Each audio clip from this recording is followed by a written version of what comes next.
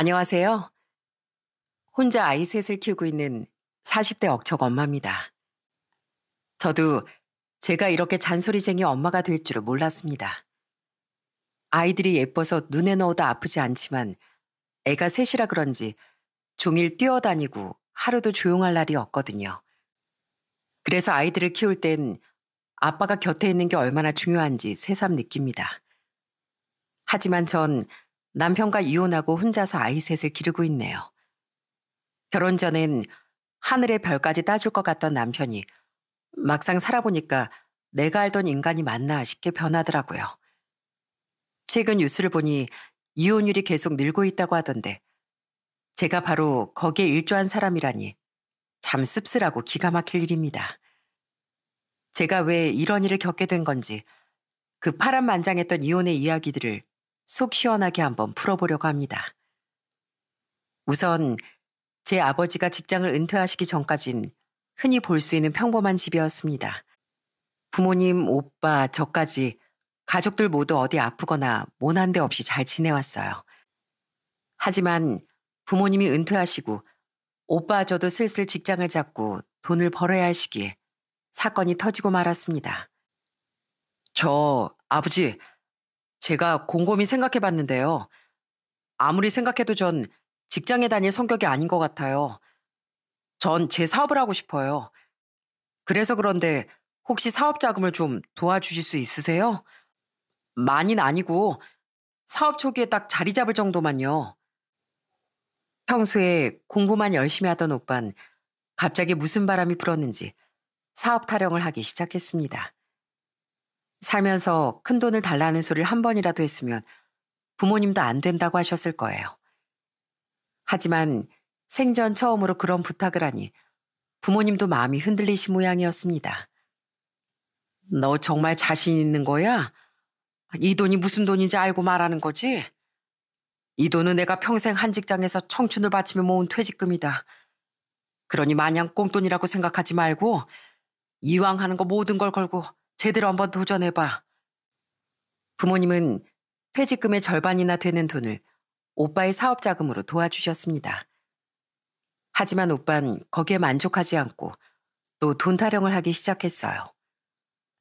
아버지, 사업 초기에 공격적으로 투자를 해야 뼈대를 튼튼히 세울 수 있다고요. 그러니까 조금만 더 도와주세요. 아버지 퇴직금 아직 많이 남았잖아요. 너 이 녀석, 네가 이 돈마저 다 가져가면 우리 노후는 어쩌란 말이냐? 아버지도 참 노후 걱정을 왜 하세요? 제가 성공하면 그게 두 분 노후 준비일 텐데요. 한참을 망설이던 아버진 결국 오빠의 설득에 또 넘어가 퇴직금 전부를 사업 자금으로 주고 말았습니다. 그쯤에서라도 멈췄다면 아마 오빠를 영영 잃진 않았겠죠. 오빤 결국 무리한 사업 확장으로 억대 빚을 지고 신용 불량자가 돼서 몇 개월 만에 집에 나타났습니다. 아버지, 돈 있는 거 다 알아요. 저 사채 못 갚으면 깡패들한테 맞아 죽어요. 그러니까 아들 하나 살린다 생각하시고 마지막으로 딱 한 번만 도와주세요. 네? 오빤 눈물 콧물까지 다 흘리며 아버지 다리에 매달렸습니다. 그때 아버진 가슴을 치시며 붕괴하셨고 옆에서 엄마나 전 가지고 있던 쌈짓돈을 다 털어왔어요. 여보, 그래도 우리 장남은 살려야지. 사채업자들 되게 무서운 사람들 아니야? 만약에 돈 못 갚아서 우리 아들한테 해코지라도 하면 어떡해. 너 일단 이 돈으로 가져다가 빚 갚아. 일단 살곤 봐야지. 저도 행여 오빠한테 무서운 일이라도 생길까봐 자취방 보증금으로 쓰려고 모아두었던 돈을 모두 빌려주었습니다. 나중에 안사실인데 아버지도 저희 몰래 가지고 있던 마지막 현금을 모두 오빠에게 주셨다네요. 하지만 애석하게도 오빤 가족 모두의 믿음과 미래를 저당 잡은 채 또다시 무리한 사업 투자를 하기 시작했습니다. 차라리 그 돈으로 돈이라도 갚지 급하다더니 돈은 갚지 않고 망해가는 사업에 모두 쏟아부은 것 같더라고요. 결국 저희가 마지막으로 본 오빠의 모습은 집 현관 앞에 꿇어앉아 손이 발이 되도록 싹싹 빌고 있던 모습이었어요. 이게 요즘 경기가 안 좋아서 그래요. 경기만 좋아지면 다 해결될 일이라고요. 제발 저 좀 살려주세요. 저 진짜로 요즘 매일 협박 전화에 시달려요. 저 이러다 깡패들한테 끌려가면 어떡해요, 아버지. 저 너무 무서워요. 엄마, 제발 저 좀 살려주세요. 소영아, 너 하나뿐인 오빠가 불쌍하지도 않아? 오빠, 오빠의 말로 부모님하고 내가 불쌍하지도 않아? 엄마 아빠 노후 자금까지도 다 털어주시고 오빠 때문에 나도 그나마 있던 돈 1,000원짜리 한 장까지 다 줬어. 우린 앞으로 어떻게 살라고 또 돈을 달래. 그런데 그때였습니다.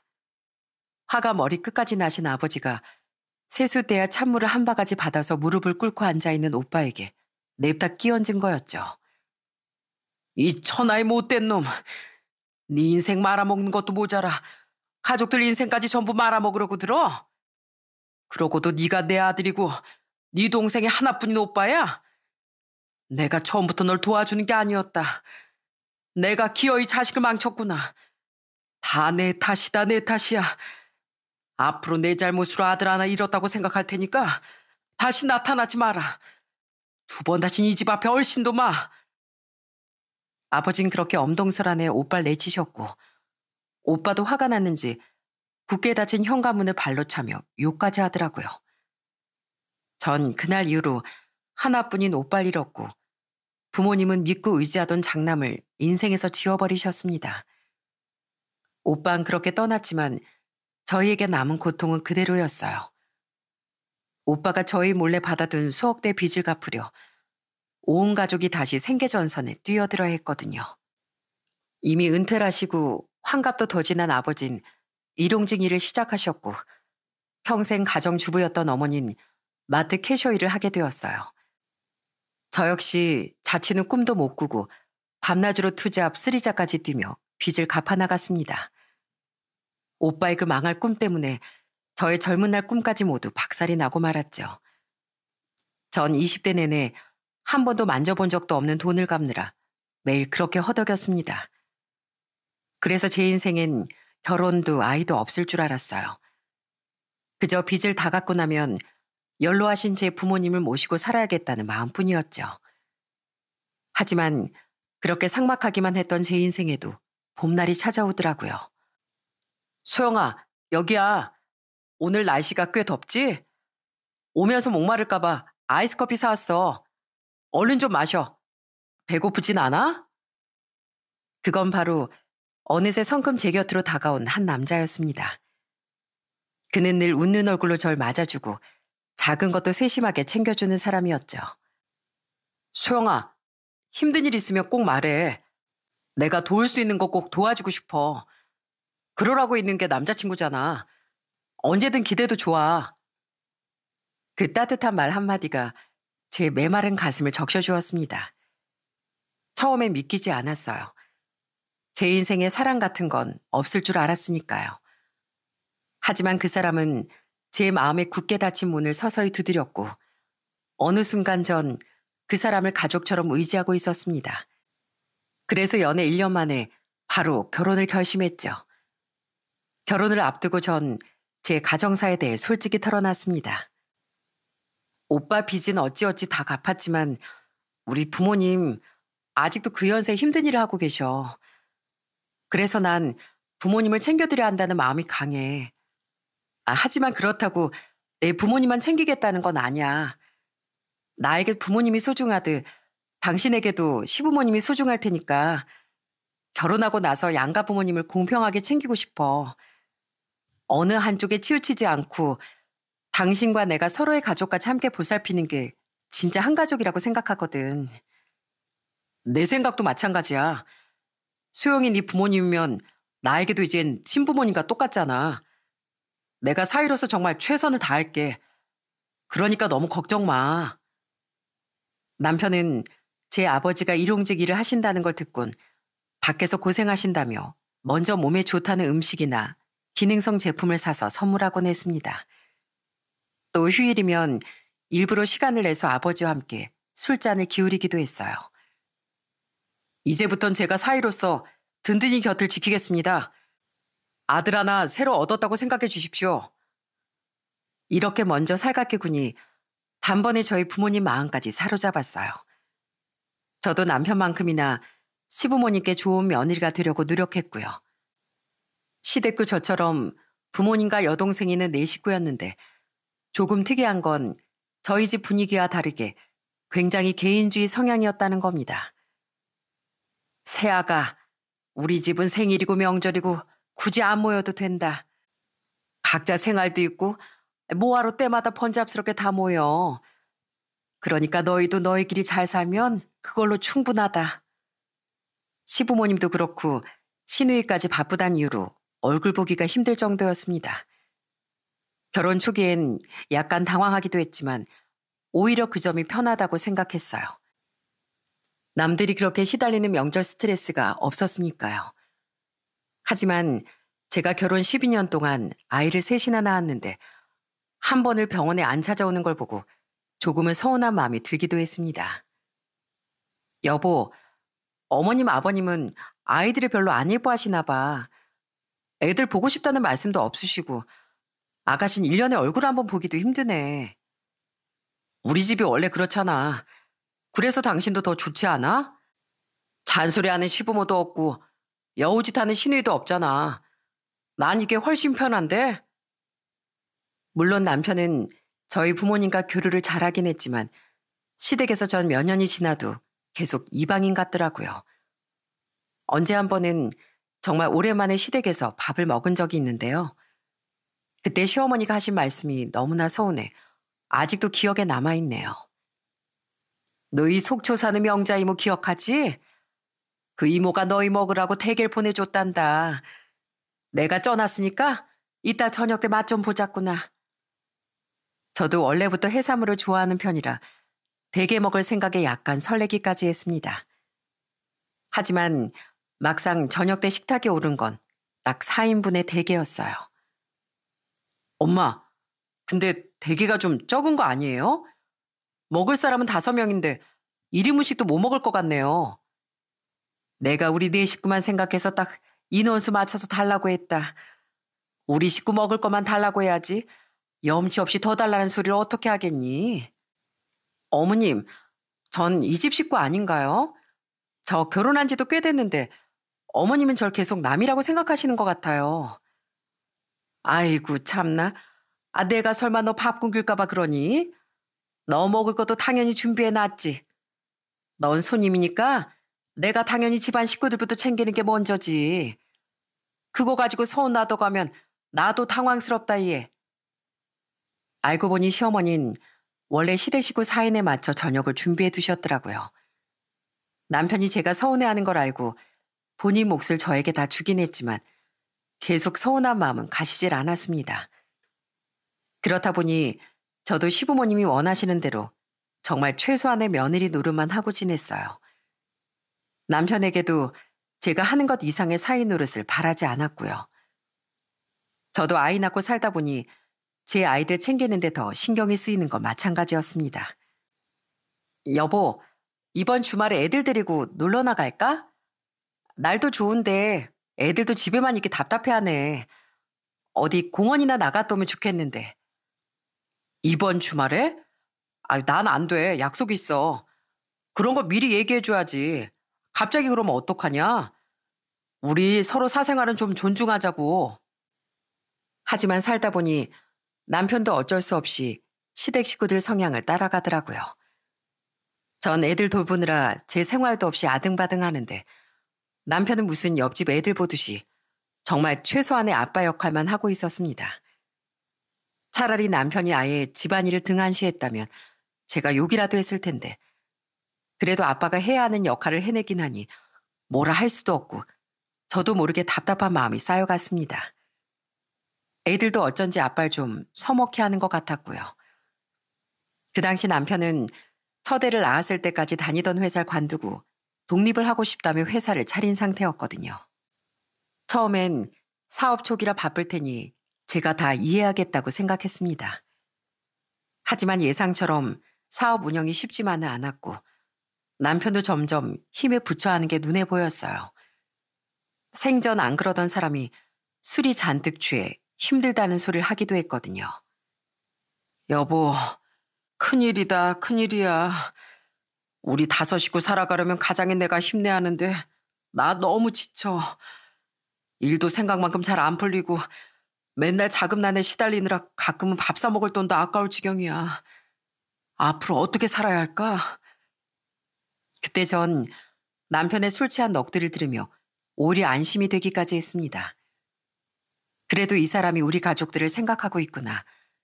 힘들 때 나에게 이렇게 기대기도 하는구나 싶었거든요. 그래서 저도 물심양면으로 남편을 도왔습니다. 비록 저도 독박 육아에 가깝게 아이들을 전담하고 집안일에 직장일까지 병행하고 있었지만 그래도 우리 집 가장인 남편의 무게를 덜어주고 싶었어요. 그래서 남편이 돈 문제로 힘들어하면 제 월급도 갖다 주고 심지어 제 친구들에게 돈을 빌려 자금난을 해결해 주기도 했습니다. 일단 이 돈 받아. 내 대학 동기 지민이 알지? 걔한테 사정사정해서 빌린 돈이야. 이걸로 이번 달 직원들 월급부터 해결해봐. 우리야 어떻게든 버텨본다지만 직원들 월급은 줘야지. 여보, 정말 고마워. 나한텐 당신뿐이야. 우리 부모님도 나 어려운 거 아시면서도 한 번을 안 도와주시는데 당신 덕분에 내가 사는 거 알지? 내가 이 돈 빠른 시일 안에 꼭 갚을게. 그리고 두고 봐. 내가 꼭 우리 회사를 크게 키워서 당신 호강시켜주고 우리 애들도 최고로 키울 테니까. 남편은 눈물까지 흘리며 제게 연신 고맙다고 했습니다. 평소에 남편이 본인 사업에 얼마나 애착이 강하고 성공에 대한 목마름이 있는지 잘 알기에 제가 옆에서 작게나마 힘이 되어주고 싶었습니다. 남편은 정말 그 약속처럼 사업을 시작한 지 8년 만에 자금난을 이겨내고 연매출 40억 규모의 회사로 성장시켰습니다. 비록 전보다 회사 일로 더 바빠지고 가정일에 소홀했지만 그때 남편의 일을 응원해주는 게 제 역할이라고 생각했어요. 여보, 아무리 바쁘더라도 밥 잘 챙겨 먹어. 맨날 배달 음식만 시켜 먹지 말고. 당신 건강검진 받은 지도 오래됐지? 내가 얼마나 건강 체질인데 그런 걸 걱정해. 남들이 보면 나 운동선수인 줄 안다니까. 당신도 내 걱정 말고 운동 좀 해. 맨날 집에만 있지 말고. 하긴 당신 아침마다 헬스장 열심히 다니지? 주말이면 골프다 테니스다 아주 바쁜 양반인 거 내가 깜빡했네. 그래도 이제 40대인데 건강 챙겨야지. 옛말에 건강은 자만하는 거 아니라고 했어. 남편은 본인 건강에 크게 자부심이 있는 사람이기도 했습니다. 그만큼 운동을 어찌나 열심히 하던지요. 가끔은 운동 열심히 한다고 맨날 맵고 짠 음식만 먹는 게 걱정이었지만 그래도 겉으로 보기에 군살 하나 없는 편이라 저도 걱정이 크진 않았습니다. 오히려 걱정이라면 일과 운동을 핑계로 여전히 자기 생활에만 충실한 점이 문제였죠. 남편은 어째 나이를 먹으면 먹을수록 제가 모르는 사생활이 점점 많아져 갔습니다. 아참, 다음 달 3일에 우리 아버지 생신인 거 알지? 당신이 하도 미리 말하라고 해서 한 달 전에 미리 말한다. 저번 생신에도 용돈만 보내드리고 식사 한 번 안 했잖아. 이번엔 좀 잘 챙겨드리자. 지금 부모님 곁에 자식이라고 나 하나뿐인데 내가 안 챙기면 누가 챙기겠어. 당신 좀 챙기면 안 돼? 나까지 뭘 해야 하나? 우리 부모님도 생신 챙겨달라는 말씀 없으신데 내가 그런 것까지 신경 써야 돼? 결혼할 때만 해도 아들 노릇을 하겠다던 사람은 어디 가고 남편은 정말 정떨어지게 말하곤 했습니다. 저도 웬만하면 제가 알아서 하겠는데 다른 일도 아니고 1년에 하루뿐인 아버지 생신도 못 챙기겠다고 하니 곱씹을수록 화가 나더라고요. 당신 말을 왜 그렇게 해? 뭐 우리 아버지가 남이야? 그리고 나도 시부모님이 말씀 안 하셔도 내가 먼저 나서서 다 챙겨드리고 있어. 나 이번엔 뒤로 빠져있을 테니까 우리 아버지 생일 당신이 다 준비해. 당신이 12년 전 약속했던 사위 노릇이 뭔지 이번에야말로 보여달란 말이야. 내가 하라면 못할 줄 알고? 당신 딱 기다려. 내가 장인어른 좋아하시는 풀코스로 준비할 테니까. 남편은 아버지 생신 준비를 알아서 하겠다며 큰 소리를 뻥뻥 치더라고요. 하지만 생신 일주일 전까지도 식당 예약도 안 하고 있었고요. 저는 재촉하지 않고 가만 지켜보려고 했지만 이러다 또 그냥 넘어갈 것 같아 결국 참다 물었습니다. 당신, 도대체 무슨 계획인 거야? 당장 내일 모레 생신인데 식당 예약은 했어? 하다못해 점심 식사를 할 건지 저녁 식사를 할 건지는 정한 거야? 나만 믿겠다더니 뭘 그렇게 꼬치꼬치 캐물어. 당신 모르나 본데 장인어른은 집에서 드시는 걸 더 좋아하셔. 날이 그것도 몰라? 그리고 아버님 막노동하고 오시면 피곤하실 텐데 번거롭게 뭘 밖에서 먹어. 어디 비싼 식당 가봐야 부담스러워 하실걸? 내가 장인어른 입이 떡 벌어지시게 딱 맞는 코스로 준비해놨으니까 바쁜 사람 그만 좀 괴롭혀. 전 남편이 이 정도로 큰 소리를 쳤을 땐 최소한 집에 출장 뷔페라도 부른 줄 알았습니다. 하지만 아버지 생신날 남편이 준비한 생일상을 보니 정말로 입이 떡 벌어지긴 했네요. 이게 뭐야? 지금 이걸 배달시킨 거야? 입이 떡 벌어질 준비하라더니 겨우 이거야? 이게 뭐가 어때서? 장인어른 좋아하시는 돼지국밥에 수요까지 준비했구만. 원래 일용직 하시는 분들한텐 국밥에 소주가 최고 아니야? 그죠, 장인어른? 남편은 겨우 돼지국밥에 수육 한 접시, 소주 몇 병 준비하곤 나 잘했죠? 하는 표정으로 저 아버지를 보고 있었습니다. 전 그 얼굴에 국밥을 확 부어버리고 싶었어요. 아버지도 제 표정이 심각해진 걸 아시곤 애써 먼저 수절 드셨습니다. 역시 우리 사이가 최고네. 내가 제일 좋아하는 게 이 국밥이랑 수육 맞아. 거기다 소주까지 있으니 최고의 생일상이지. 밥 식기 전에 얼른 와서 식사해라. 이렇게 챙겨줘서 고맙네 이서방. 별 말씀을요 장인어른. 많이 드십시오. 제가 장인어른 건 특별히 꽃배기로 시켰거든요. 자자 장모님도 많이 드시고요. 장모님 생신 땐 장모님 좋아하시는 감자탕 시켜드릴게요. 전 부모님 앞이라 차마 화도 못 내고 속이 부글부글 끓어서 그 바깥지도 않은 국밥마저 한 숟갈도 먹지 못했습니다. 남편은 그 뒤로도 꼭 일부러 약 올리는 7살 애처럼 계속 제 속을 긁어댔고요. 어느 날 설거지를 하고 있는데 거실에서 막내 울음소리가 들리더라고요. 무슨 일인가 싶어서 달려가 보니까 아니 글쎄 남편이 애 과자를 뺏어 먹고 있더라고요. 엄마, 아빠가 내 과자 다 뺏어 먹었어. 이게 왜 네 과자야? 내 돈으로 샀으니까 아빠 과자지. 이거 먹고 싶으면 하나만 주세요 해봐. 하나만 주세요 아빠. 싫어. 네 돈으로 사 먹어. 남편은 우는 아이를 달랠 생각은 않고 점점 더 양만 올리고 있더라고요. 저는 남편 등짝을 내려치며 과자를 빼서 아이 손에 쥐어줬습니다. 당신이 애야? 왜 막내 과자를 뺏어 먹어? 그리고 제발 식단 관리 좀 하라니까. 하루에 대체 과자 몇 봉지나 먹는 거야? 세상에, 콜라도 그새 2캔이나 먹었어? 내가 당신 아들이야. 이 나이 먹는 거로 스트레스 좀 주지 마. 그리고 당신 몸매 관리나 해. 난 아직 어디 나가면 사람들이 싱글로 보니까. 당신 그 옆구리 뭐야? 튜브야? 벌써 물놀이 준비하고 있어? 남편은 갈수록 깐족 대망이 돼선 제 말에 실실 말장난이나 쳐댔습니다.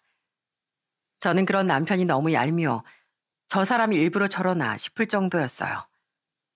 그렇게 위태위태한 하루하루가 지나고 얼마 뒤 시아버님 생신이 다가왔습니다. 저희 아버지 생신이 6월 3일인데 시아버님 생신도 6월 30일이라 한 달도 차이가 나질 않았거든요. 시댁은 평소에 서로 생일을 챙기는 분위기가 아니기에 저도 좋은 선물이나 하나 보내드리려고 했습니다. 그런데 시아버님 생신 일주일 전 남편이 뜬금없이 30일 날 종일 시간을 빼두라고 엄포를 놓더라고요. 당신이 나한테 사위 노릇하라고 그 난리를 쳤지? 당신도 우리 아버지 생신날 며느리 노릇 좀 해. 식당은 내가 잡아놨으니까 애들 데리고 여기로 와. 난 따로 갈 테니까. 그러면서 남편이 건넨 주소는 경기도에 있는 어느 호텔 레스토랑이었습니다. 저희 아버지 생신엔 겨우 국밥이나 배달시키더니 본인 아버지 생신엔 호텔 레스토랑을 예약한 모양이었어요. 전 정말 기가 막힐 노릇이었습니다. 아버님은 양식 좋아하시지도 않는데 무슨 호텔 레스토랑을 잡았어. 당신 진짜 요즘 일부러 그러는 거야? 나 속 터져 죽는 꼴 보려고? 뭐가 문제야? 내가 내 아버지 생신 챙겨드리겠다는데. 잔말 말고 시간 맞춰서 나와. 물론 남편 말에 틀린 건 없죠. 하지만 6월에 저희 아버지와 시아버지 생신이 연이어 있는데 이렇게 대놓고 차별하는 건 정말 너무한 일 아닌가요? 전 정말 어디까지 하나 보자는 마음으로 일단 시아버님 생신에 아이들 셋을 챙겨 호텔로 향했습니다. 호텔 레스토랑에 도착해보니 시부모님도 약간 당황하신 것 같았어요. 그뿐만 아니라 남편은 친척들까지 다 부른 모양이었는데 모두 너무나 호화스러운 잔치에 어리둥절한 것 같았습니다. 아이고, 성식이가 사업을 크게 한다더니 성공한 모양이다. 근데 식당에 손님이 왜 하나도 없어? 저희 아버지 생신인데 제가 당연히 통대관 했죠. 오늘은 마음껏 즐기시고 아버지 생신 많이 축하드리고 가세요. 뭐? 통대관? 당신 나하고 한마디 상의도 없이 이렇게까지 한다고? 이 정도로 돈 쓸 거였으면 적어도 말이라도 해줬어야 하는 거 아니야? 내가 내 돈 쓰는데 왜 당신하고 상의를 해야 하는데? 당신은 그러고 뚱한 표정으로 있는 게 며느리 노릇이야? 오늘 아버지 생신이신데 좀 웃어, 어? 남편은 그러면서 절 완전히 무시하고 무슨 국회의원 출마하는 사람 마냥 하하호호 웃으며 손님들을 맞았습니다. 그 모습이 너무 가식적이어서 아이들도 제게 조용히 묻더라고요. 엄마, 아빠 왜 저래? 아빠 원래 할아버지랑 저렇게 친했어? 할아버지도 불편해 보여. 전 그날 남편에게 남은 정이 완전히 떨어져 버렸습니다.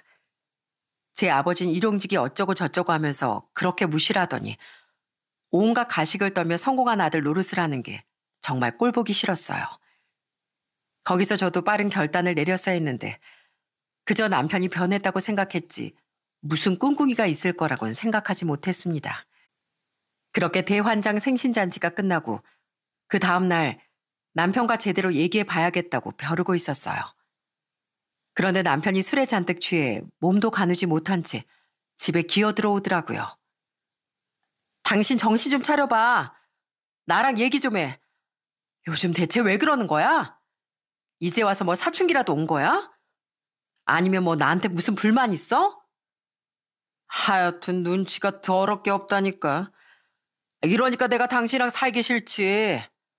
아휴, 여우 같은 마누라고는 살아도 곰 같은 마누라고 못 산다더니만 그 말이 딱 맞네. 뭐라고? 당신 다시 말해봐. 나랑 살기 싫다고? 남편은 갑자기 저와 살기 싫다며 저를 비난하기 시작했습니다. 저는 너무 큰 충격을 받아 화도 내지 못했어요. 그래, 너랑 살기 싫다고. 제발 눈치 좀 챙겨. 내가 왜 그런지 모르겠어? 나 너랑 이혼하고 싶어. 그래서 일부러 그런 거야. 내가 정신 나간 사람도 아니고 장인 생신에 국밥을 시키겠냐? 다 너 정 떨어지게 하려 그런 거지. 너 몰랐지? 그쯤 하면 먼저 이혼하자고 할 줄 알았더니만 눈치 없이 우리 아버지 생신까지 따라오냐? 나랑 이혼하고 싶어서 이때까지 일부러 그런 거라고? 네가 사람이야? 나랑 왜 갈라서고 싶은데? 당신 설마 여자 생겼어? 진작에 생겼지. 그것도 나보다 16살 어린 모델이야. 당신하고 비교나 되겠어? 그러니까 이만 갈라서자 우리. 나 당신 같은 여자랑 그만 살고 싶어. 나 새 인생 살고 싶어. 남편은 그렇게 폭탄 발언을 하곤 술에 취해 잠들어 버렸습니다. 그 충격이 고스란히 저의 몫이 되었죠.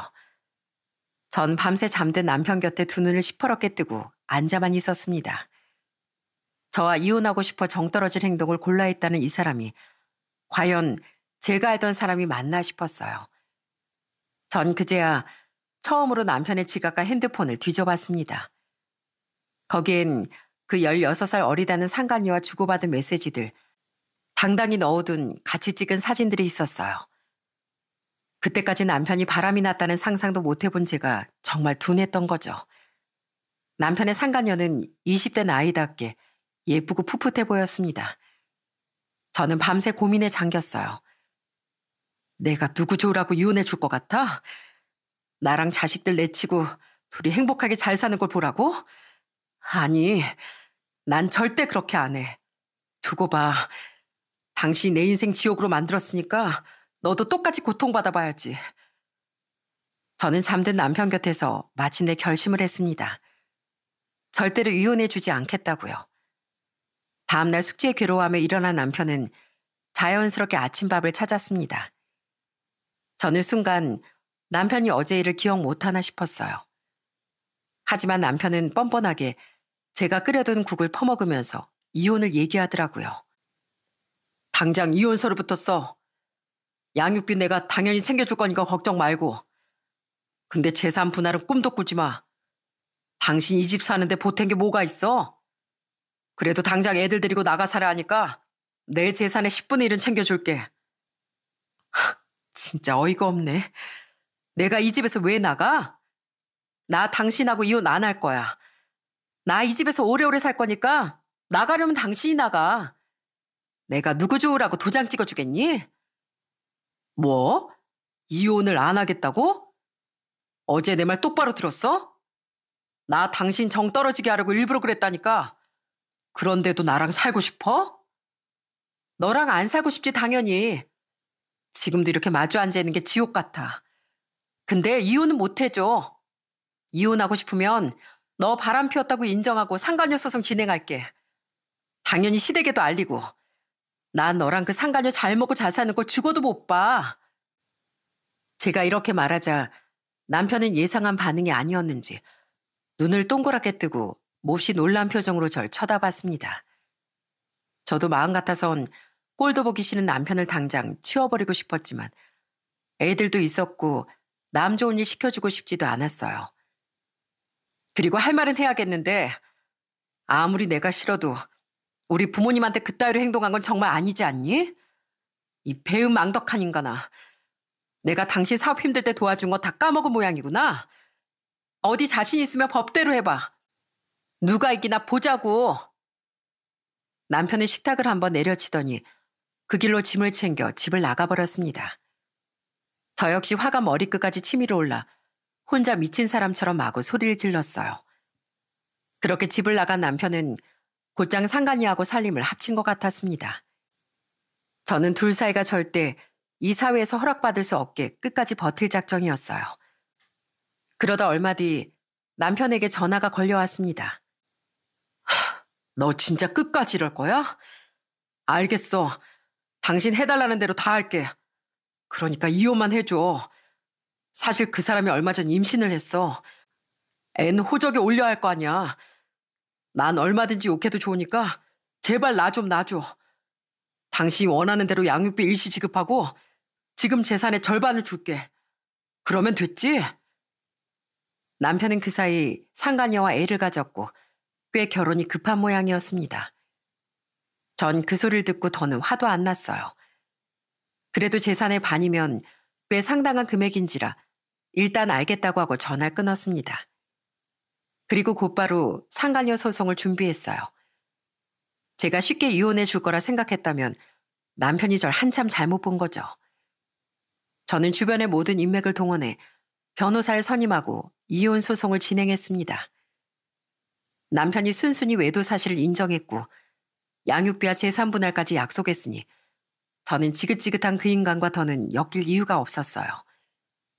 거기다 상간녀 소송에서 승소해 약간의 합의금도 받아냈거든요. 마지막으로 법정에서 남편을 보던 날 남편은 상간녀와 팔짱을 끼고 절 노려보고 있었습니다. 이제야 속이 시원하냐? 내 재산 다 가져가니까 속이 시원해? 아니, 진짜 다 가져갔어 했는데 반밖에 못 가져와서 분한데? 어디 바람난 두 연놈이 얼마나 잘 사나 두고 볼게. 그리고 거기 아가씨 임신했다면서요? 조심하세요. 이 사람 애가 셋인데도 당당하게 바람 피우는 인간이니까. 뭐야, 우리 오빠 나한테는 안 그러거든요? 그치 오빠? 전 두 사람 발치에 침을 한번 퇴 뱉어주곤 제 아이들이 기다리고 있을 집으로 돌아왔습니다. 그렇게 전 결혼 12년 만에 남편과 완전히 남남이 되었어요. 그래도 10년 넘게 한 입을 덮고 산 남편이라고 집에 돌아오니 조용한 집안이 몹시 쓸쓸하더군요. 전 눈물을 흘리면서도 이악 물고 잘 살아볼 거라고 다짐했습니다. 그 뒤로 시부모님께 전화가 걸려오긴 했지만 저는 받지 않았어요. 그리고 메시지 하나만 남겼습니다. 어머님, 아버님, 저에게 먼저 전화 주시는 것도 정말 오랜만이네요. 그간 두 분이 왜 그렇게 저에게 정을 안 주셨을까 참 서운하다고 생각했는데 이렇게까지 되니 오히려 두 분이 잘했다는 생각이 드네요. 저희끼리 끊어낼 정도 없으니까요. 부디 새 며느린 한 가족처럼 대해주세요. 아니면 저처럼 언제 두 분도 버림받을지 모르잖아요. 그럼 건강하세요. 이 메시지를 끝으로 시부모님께는 더는 연락이 오지 않았습니다. 피차 서로 정이 없기 마찬가지였나 봐요. 제 부모님은 이혼 사실을 들으시곤 저보다 더 마음 아파하셨습니다. 그 자식을 그냥 그렇게 보냈어? 딱이라도 한 대 때려주지. 아이고 우리 딸 그동안 그래 마음고생이 얼마나 심했어. 부모가 돼서 그것도 모르고 그놈이 챙겨주는 생일상을 받아먹었네. 저 괜찮아요 아버지. 오히려 속이 후련해요. 아버지 생신 땐 정말 죄송했어요. 그 인간이 어디까지 하나 보려고 했는데 아버지도 그때 상처 많이 받으셨죠? 앞으로 생신은 제가 잘 챙길게요. 제가 부모님께 배워온 가족이란 서로 아플 때 감싸주고 힘들 때 서로의 어깨를 내어주는 존재였습니다. 시댁 식구들은 서로에게 그런 가족이 되어주질 못했고 남편은 자기 의지로 일군 가족 역시 자기 손으로 직접 내치는 사람이었어요. 저는 그 냉혈한 같은 인간들을 떨쳐버리고 제 가족들을 살뜰히 챙기며 씩씩하게 살아가려고 했습니다. 당시 전 남편이 양육비를 지급했기 때문에 아이들과 면접 교섭권이 있었는데 아이들은 남편을 만나고 싶지 않아 했어요. 특히 사춘기였던 제 큰아이는 대놓고 남편에게 저리 가라며 소리치기까지 했습니다. 난 아빠 싫어요. 아빠랑 만나기도 싫고 우리 아빠라고 부르고 싶지도 않아요. 아빠는 왜 우리 엄마를 버렸어요? 왜 다른 아줌마랑 바람 피웠냐고요. 저 다 알아요. 뭐야? 당신 애한테 그런 얘기까지 다 했어? 진짜 오만정이 다 떨어진다. 도준아, 너 아무리 그래도 아빠한테 그렇게 얘기하면 안 되지. 너 아빠한테 혼나고 싶어? 남편은 아이들과 제대로 시간을 보내본 적이 없으니 어떻게 애들과 시간을 보내야 하는지도 모르더라고요. 그래서 그나마 형식적으로 있던 면접 교섭도 아이들의 겁으로 흐지부지 돼버렸고요. 전 부모님의 도움을 받으며 아이들을 돌보면서 사춘기 예민한 마음이 행여 아빠의 부재로 상처받지 않을까 무척 걱정했습니다. 그래서 애들 앞에선 남편이 아무리 미워도 절대 나쁜 소리를 하지 않았어요. 얘들아, 비록 아빠가 엄마에게 잘못한 건 맞아. 하지만 그렇다고 해도 너희 아빠인 건 변하지 않아. 혹시 아빠가 보고 싶어진다면 언제든지 편하게 얘기해도 돼. 아니요, 엄마. 앞으로도 영원히 아빠가 보고 싶어질 일은 없어요. 난 엄마하고 할머니, 할아버지하고만 살 거예요. 나도요. 나도 아빠 미워요. 비록 아빠를 미워하며 자랄 아이들에게 너무도 미안했지만 한편으론 자식들에게도 버림받은 남편이 참으로 통쾌했습니다. 그렇게 한 3년쯤 지났을까요? 어느 날 모르는 번호로 전화가 걸려왔어요. 그 당시 큰아이가 중학생이라 한참 학원 상담이 많은 무렵이어서 무심코 전화를 받았습니다. 그런데 수학이 넘어 인물은 정말 뜻밖의 사람이었어요. 여보, 나야. 제발 끊지 마. 나 할 얘기가 있어. 제발 끊지 말고 들어줘. 그건 바로 3년 만에 걸려온 남편의 전화였습니다. 그때 남편의 목소리가 너무 지치고 힘들어 보여 처음엔 누군지도 못 알아들을 정도였어요. 그리고 무엇보다 그때 남편은 아주 많이 지친 목소리로 울고 있었습니다. 당신 지금 뭐해? 이제 와서 왜 울면서 전화하라는 거야? 딱 보니까 그 여자랑 싸우기라도 했나 봐. 그 여잔 벌써 내 곁을 떠났어. 애까지 데리고. 여보, 나 곧 죽는데. 나 췌장암 말기래. 나 어떡하면 좋아? 정말 경악스럽게도 남편은 말기암에 걸린 모양이었습니다. 제가 평소에 그렇게 식단 관리 좀 하고 건강 좀 챙기라고 잔소리를 했는데 운동 열심히 한다면 제 말은 귀등으로도 안 듣더니 결국 그 무서운 병에 걸렸나 봐요. 여러분도 췌장암이 얼마나 무서운 병인지 아실 겁니다. 제가 알기로도 췌장암은 예후가 가장 안 좋고 진행 속도가 무척 빠른 병으로 알고 있어요. 상간녀는 말기암 환자 수발들게 겁이 났는지 진작에 내뺀 것 같더라고요. 나 이대로 혼자 죽고 싶지 않아. 이 병 때문에 가족도 잃고 사업마저 다 정리했어. 이제 내 곁엔 아무도 없어. 우리 부모님도 가끔 병원비나 보내주시지 연락도 잘 없으셔. 그걸 대체 나한테 왜 얘기하는데? 당신 돈 많잖아. 그 많은 돈으로 간병인 쓰면 되겠네. 간병인한테 손이라도 잡아달라고 하지 그래. 당신 아직 나한테 많이 화가 나 있구나. 내가 가진 돈은 그 여자네 집에서 이미 빨대 꽂고 다 가져갔어. 그 인간들은 날 사이로 생각하는 게 아니고 그저 돈줄로 생각했나 봐. 맨날 돈 달란 소리나 하더니 내 사업이 휘청이고 병까지 걸리니까 전부 나를 버렸어. 그리고 나 그 여자랑 혼인신고 안 하고 살았어. 미안해. 이제와 이런 소리 할 사람이 당신밖에 없더라. 저는 남편의 하소연이 정말 기가 찼습니다. 하지만 그러면서도 인간된 도리로 마음 한쪽이 너무나 아팠어요.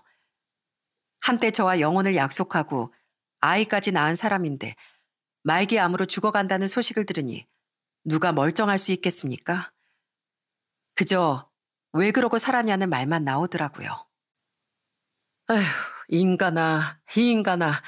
대체 왜 그러고 살아? 어? 당신 잘 살 수도 있었잖아. 근데 왜 그렇게 망가진 거야? 뭐가 그렇게 당신을 밑바닥까지 끌어내린 거냐고. 미안해. 정말 미안해. 나도 내가 왜 이렇게 된 건지 모르겠어. 당신과 아이들을 떠난 벌을 받나 봐. 나 정말 살고 싶어, 여보. 나도 고통스러워, 여보. 소영아. 남편은 그렇게 한참이나 제 이름만 부르며 살고 싶다고 울부짖더라고요. 저 역시 남편의 절규를 들으며 조용히 눈물을 흘렸습니다. 그 전화를 받고 얼마 뒤 저는 남편이 입원해 있다는 병실로 아이들을 데리고 방문했습니다. 남편은 얼굴이 반쪽이 되어선 자리에서 일어나 앉지도 못하는 상태였어요. 그저 죽을 날을 받아둔 시한부로 간신히 숨을 이어가고 있었죠.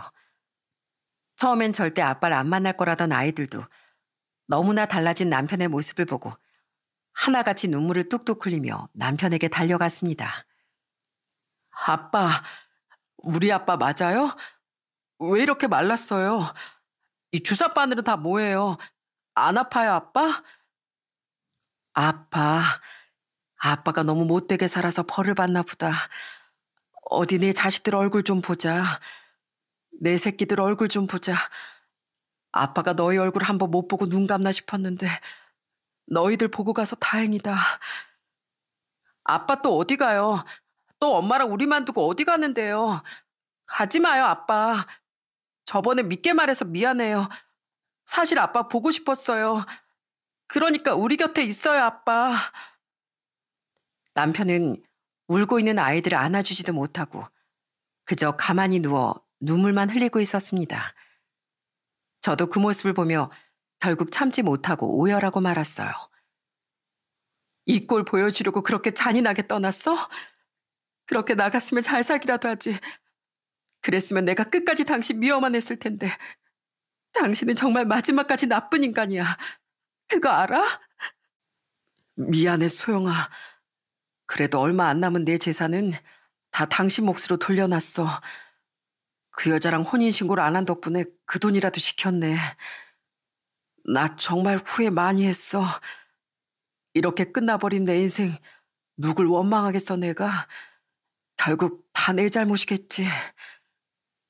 이미 병이 말기까지 진행된 남편에게 더는 남은 치료 방법도 존재하지 않았습니다. 그저 통증을 줄여주는 독한 마약성 진통제만 처방될 뿐이었어요. 저희 부모님도 남편의 소식을 들으시곤 바로 남편에게 전화를 주셨습니다. 차마 아픈 사위 얼굴을 볼 자신이 없으시다며 그저 수화기 너머에서 흐느끼는 목소리로 말씀하셨습니다. 이 못난 사람아, 젊디 젊은 사람이 왜 그러고 있어? 이른이 넘은 우리도 이러고 살고 있는데 자네가 왜 그런 몹쓸병에 걸려서 정말 끝까지 가슴에 대못을 받고 갈 셈이야? 죄송합니다, 장인어른. 그때 저 때문에 많이 속상하셨죠? 사실 전 아버지 사랑을 못 받고 자랐는데 장인어른 장모님 덕분에 큰 사랑을 받았습니다.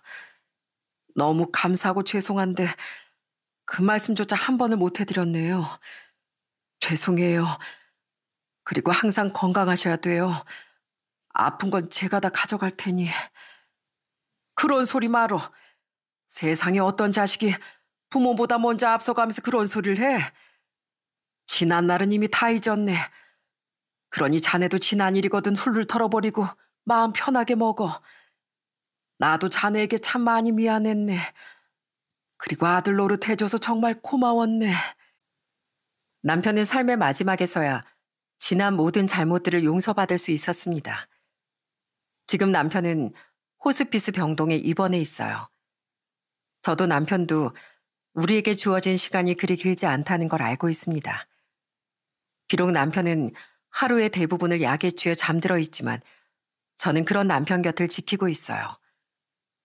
내가 당신 예뻐서 이렇게 옆에 있는 것 같지? 아니야. 당신 미워서 그래. 당신이 너무 미워서 끝까지 나한테 미안하라고 있는 거야. 그거 모르지?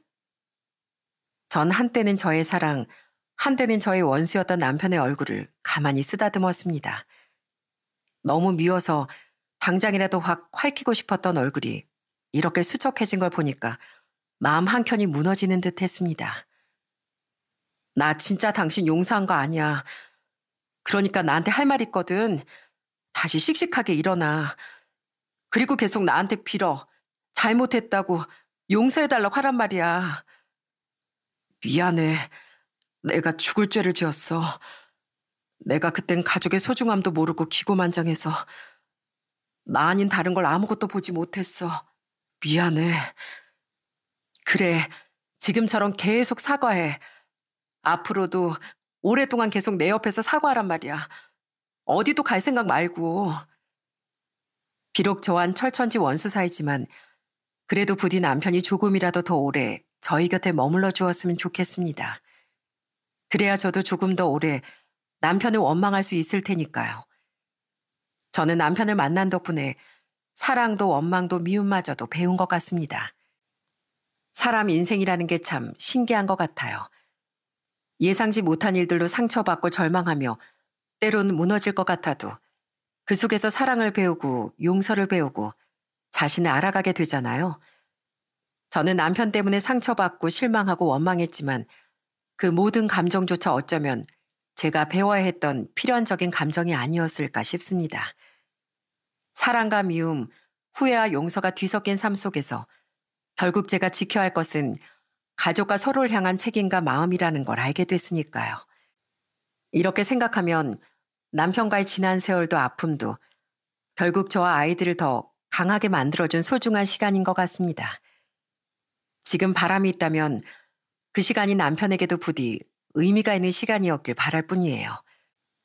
저도 언젠가 남편의 뒤를 따라가는 날이 있겠죠. 그 순간에 전 어떤 모습일지 상상해 봅니다. 부디 지난 날을 후회하며 남편처럼 괴로워하지 않기를, 그러지 않기만을 바라고 있네요. 이제 전 아이들과 함께 오늘을 소중히 여기며 남편과의 지난 시간을 가슴 한켠에 담아두고 남은 삶을 감사 책임으로 채워가겠습니다. 여러분도 부디 제가 조금은 답답하셨더라도 응원의 댓글 남겨주셨으면 좋겠어요. 그러면 제가 살아갈 큰 힘을 얻을 것 같으니까요. 그럼 들어주셔서 감사드립니다. 항상 여러분 모두 건강하세요.